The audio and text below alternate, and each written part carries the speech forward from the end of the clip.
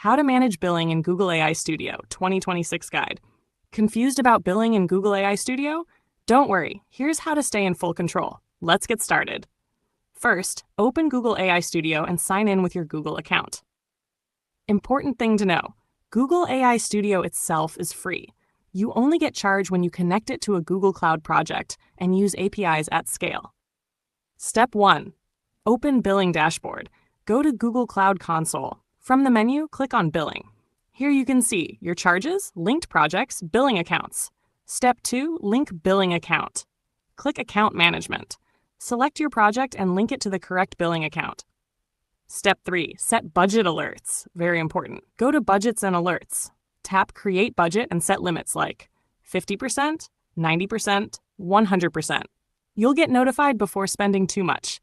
Step 4. Monitor API usage. Go back to AI Studio. Click your profile, View API Usage. This shows your real-time usage and limits.